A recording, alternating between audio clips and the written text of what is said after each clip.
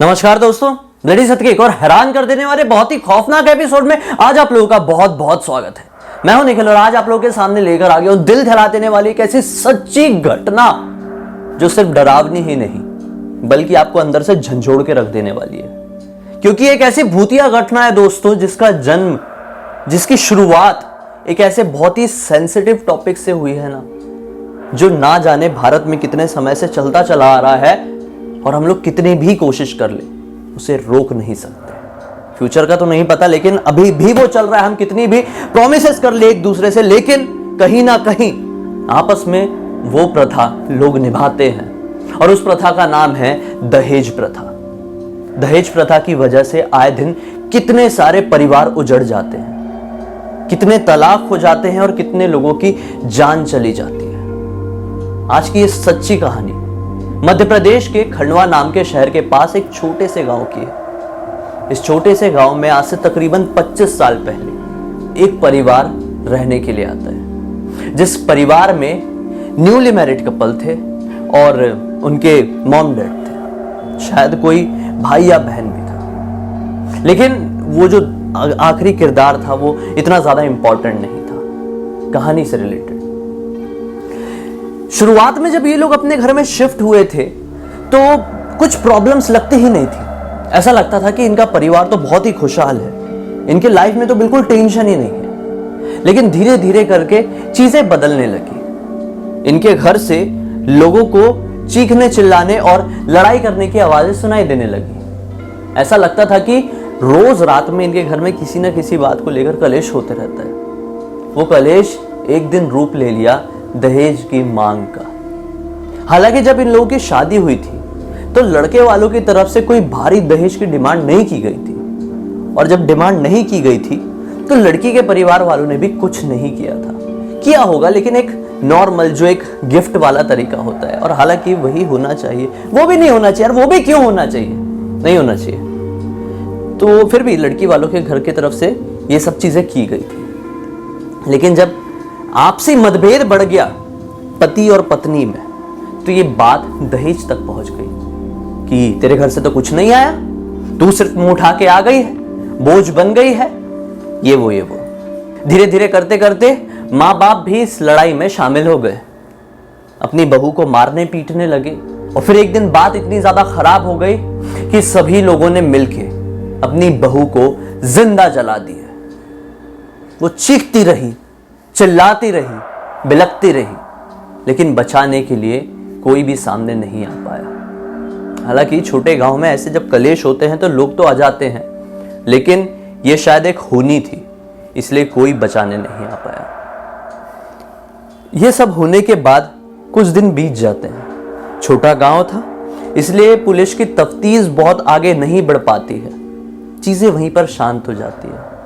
फिर और कुछ दिन बीत जाते हैं और एक दिन उस परिवार के सभी लोगों की संदिग्ध तरह से मौत हो जाती है। पूरा गांव हैरान था कि कुछ ही दिन पहले तो इनकी बहू का देहांत हुआ था जलकर, और अब पूरा परिवार मर गया। ये कैसे पॉसिबल हुआ? फिर और कुछ दिन बीत जाते हैं, बातें शांत हो जाती है। कुछ दिन बाद एक घटना पूरे गांव में घटने लगती है, जिसे देखकर सभी लोग हैरान हुए और जिसकी वजह से ये आज कहानी ने जन्म लिया। दोस्तों, हर रात 12 बजे के बाद गांव में बहुत सारे लोगों के दरवाजे नॉक होते थे, एक के बाद एक साथ नहीं, एक के बाद एक। और जब दरवाजा खोल के लोग देखते थे तो ये पाते थे कि दरवाजे के बाहर एक लाचार सी औरत बहुत परेशान दिखाई दे रही है और दरवाजा खोलने वाले से खाना मांग रही है। कहती थी कि मैं बहुत भूखी हूं, मेरे घर के जितने लोग हैं सब बाहर गए हुए हैं, मुझे कुछ खाना दे दीजिए वरना मैं मर जाऊंगी। कुछ लोग तो खाना निकाल कर दे देते थे और वो लेकर खुशी खुशी चले भी जाती थी। वहीं पर बहुत सारे लोग खाना देने से इनकार कर देते थे, क्योंकि लोग भी घबरा जाते थे ना कि यार इतनी रात गई, आखिर ये कौन आ गई। हालांकि जो औरत खाना मांगने आ रही थी उसकी शक्ल कभी गांव वालों ने देखे ही नहीं थे। शायद कारण ये भी था, जो खाना मांगने आती थी वो अपनी शक्ल सही तरह से नहीं दिखाती थी, वो घूंघट ओढ़े रहती थी कभी कभी, तो लोग पहचान ही नहीं पा रहे थे कि आखिर कौन है। बहुत सारे लोग ये सोचे घबरा जाते थे कि ये चोर, डकैत, लुटेरी तो नहीं है। जो खाना मांगने के बहाने से हमारे घर पे एंटर कर जाएगी और सब कुछ बर्बाद करके चली जाएगी। बहुत दिन बीत गए, लगभग सारे गांव के लोग उसे पहचानने लगे। एक औरत आती है, खाना मांगती है और चली जाती है। फिर धीरे धीरे करके गांव में कुछ ऐसी घटनाएं होने लगी जिसकी वजह से लोग ये सोचने पर मजबूर हो गए कि जो औरत खाना मांगने के लिए आती है वो नॉर्मल औरत नहीं है, बल्कि एक ऐसी शक्ति है जिसे हम लोग नहीं समझ सकते। शायद वो शक्ति हमारी इस दुनिया की नहीं है। हालांकि उस औरत ने आज तक किसी का भी किसी भी तरह से कोई नुकसान नहीं पहुंचाई थी, लेकिन आखिर थी तो वो एक भूत या प्रेत ही ना। लोगों के मन में दहशत होना शुरू हो गई, लोग घबराना शुरू हो गए। कुछ दिन बाद कुछ ऐसे दिन भी आ गए कि लोगों ने जरूरत पड़ने पर भी शाम के वक्त अपने घर से निकलना छोड़ दिया। अब कोई क्लोज रिश्तेदार या फिर घर वाले ही रात के समय अपने घर पे आते थे और नॉक करते थे तो लोग दरवाजा नहीं खोलते थे। हालात बिगड़ते जा रहे थे, लोग और ज्यादा घबराते जा रहे थे। कुछ लोग तो इसे सिर्फ अंधविश्वास का नाम दे रहे थे, तो वहीं पर बहुत सारे लोग ये दावा कर रहे थे कि हो ना हो एक ऐसा शैतान है, एक ऐसी शक्ति है जिसे हम नहीं समझ सकते और पता नहीं वो क्या कारण से यहां पर आई है। पुलिस को इत्तला किया गया, पुलिस भी शामिल हुई इस केस में। पुलिस ने भी पहरेदारी लगा दी कि आखिर कौन औरत है जो लोगों के घर में खाना मांगने के लिए इतनी रात गए आती है, और ये दहशत पूरे गांव में है कि वो नॉर्मल औरत नहीं बल्कि एक चुड़ैल, शैतान, भूत या प्रेत है। जब जिस एरिया में पुलिस की नाकाबंदी होती थी या फिर जहां पर पुलिस की तफ्तीश चलती थी, वहां पर ये औरत खाना मांगने नहीं आती थी। आखिर कैसे दिखाई देती? पुलिस तो ये मान रही थी कि यार अब पुलिस लगी हुई है, एक औरत कैसे कहीं पर आ जाएगी, लेकिन शायद वो ये नहीं समझ पा रहे थे कि वो एक ऐसी शक्ति है जो इतनी आसानी से किसी के भी सामने नहीं आती है। और सचमुच में ये जो शक्तियां होती हैं ना, बिना किसी रीजन के ऐसे ही आपके सामने नहीं आएंगी। दोस्तों, कुछ दिन बीत गए, फिर पुलिस ने एक फाइल खोली जिस फाइल में उनके समझ में आया कि कुछ दिन पहले उस गांव में एक औरत जल के मर गई थी और उसके परिवार के सभी लोगों की संदिग्ध तरह से मौत हो गई थी। पुलिस वालों ने इस केस को रीओपन किया। क्यों किया? क्योंकि उस गांव में एक नया थानेदार आया हुआ था और वो चाह रहा था कि यार इस गांव में कोई प्रॉब्लम ना हो, मैं नया नया आया हूं, यहाँ पे सब कुछ ठीक रहे। इस वजह से उसने उस केस को रीओपन किया। जब केस रीओपन किया तो उसके दिमाग में पता नहीं क्या ऐसा चला कि उसने जितने भी लोग उस लड़की के परिवार से या फिर उस पर्टिकुलर परिवार से जुड़े हुए थे, मतलब लड़के के परिवार से जुड़े हुए थे, उन लोगों को बुलाया और सबसे 1 बाय 1 करके पूछताछ की। और फिर आखिर में समझ में आया कि ये केस डॉरी केस था, मतलब दहेज के कारण हुआ एक बहुत ही भद्दा जुर्म था। उसके बाद सभी लोग समझ गए कि हो ना हो ये रात के 12 बजे के बाद आने वाली औरत कोई और नहीं बल्कि वही औरत है जिसे दहेज के लिए उसी के परिवार वालों ने जिंदा जला दिया था। तभी तो वो किसी का कोई नुकसान नहीं पहुंचाती थी, चाहे खाना दो या ना दो, वो घर के सामने से चली जाती थी। जब ये सारी चीजें लोगों के सामने आ गई, केस रीओपन हुआ, दुनिया वालों को सब कुछ पता चल गया, वो औरत का आना भी धीरे धीरे करके कम होता चला गया। लेकिन फिर भी लोगों के मन में अब डर से ज्यादा उस औरत के लिए एक वो वाली फीलिंग जो कहते हैं ना, सिंपैथी वाली फीलिंग आ गई।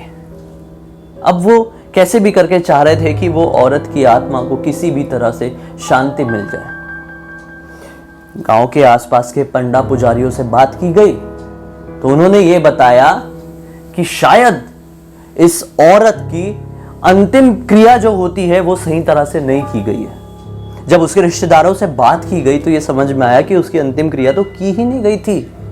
हालांकि जब उसे जलाया गया था और फिर पोस्टमार्टम वगैरह हुआ था तो उसके बाद सब कुछ खत्म। हमारे हिंदू प्रथाओं में ये कहा जाता है, हमारे हिंदू धर्म में ये कहा जाता है कि जब तक आप किसी भी मृत व्यक्ति का अंतिम क्रिया सही तरीके से ना करें ना, तो उसकी आत्मा भटकती रह जाती है। गांव वालों ने एक साथ मिलकर उस औरत की अंतिम क्रिया को अंजाम दिया और फिर ऐसा लगा कि इस गांव से एक बहुत बड़ा भार उठ गया है। सबके मन शांत हो गए, सब लोग खुश हुए। और फिर उस दिन के बाद से रात के 12 बजे के बाद किसी औरत ने किसी का दरवाज़ा नहीं खटखटाया।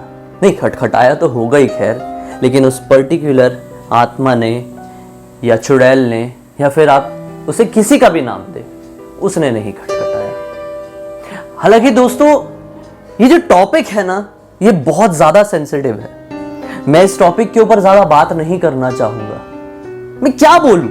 मैंने अपने इंस्टाग्राम में इतना कुछ बोला हूँ हमेशा, अपने फेसबुक में और अपने पहले के कई वीडियोस में इस टॉपिक के बारे में, इस कुप्रथा के बारे में इतना कुछ बोला हूं। जो लोग मुझसे जुड़े होंगे ना, वो उनको बदलने में मैं अगर 50% भी कामयाब रहा तो मैं ये मान लूंगा कि मैंने एक बहुत बड़ी सक्सेस हासिल कर लिया हूं जिंदगी में।